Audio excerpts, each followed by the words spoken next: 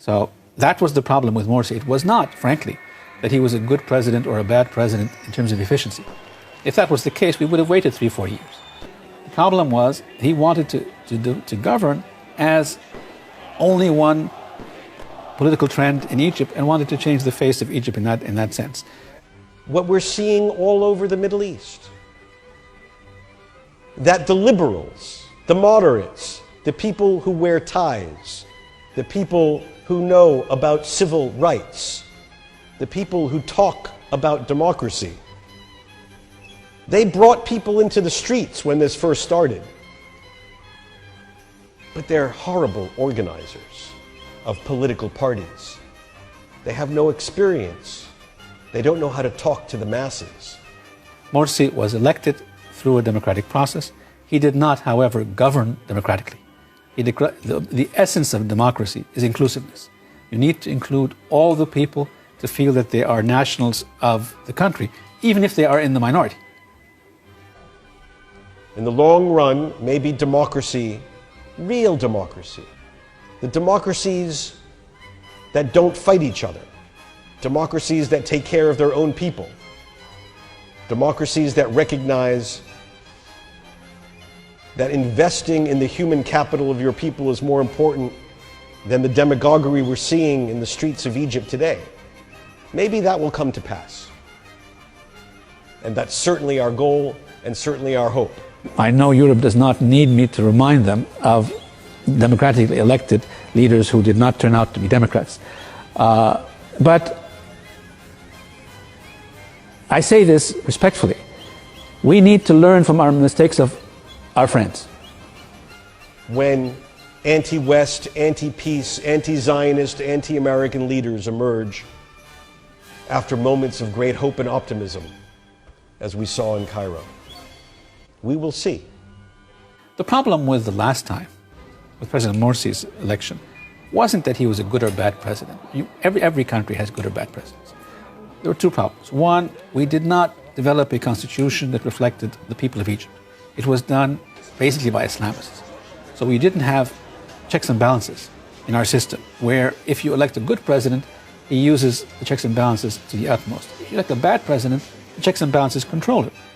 The Salafis in Egypt are participating now in the political process. They've joined what we call the Committee of 50 to establish the constitution, and I hope and encourage them to participate in that process.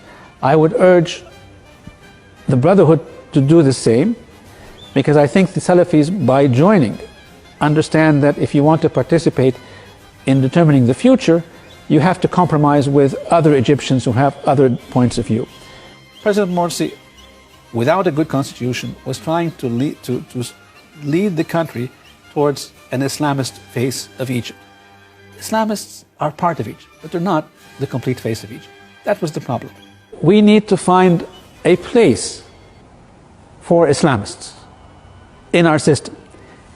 But what I'm talking about are new Islamists, those who believe that they can pursue their goals, but they also respect that there are others, Egyptians as well, who have different opinions.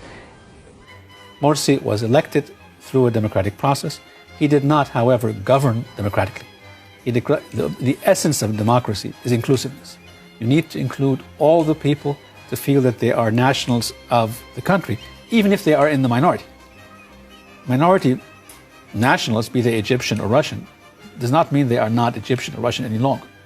If we and we will, put together a good constitution, it will not make a difference let me be precise, it will make a difference who you elect, but it will not change the face of Egypt. If we put together a secularist candidate, a middle-of-the-road candidate, or even an Islamist candidate, he will be governed by the Constitution. Is the purpose of your government to succeed in eradicating what we call political Islam and become an example for some other Arabic countries? Yes and no, or yes with a caveat.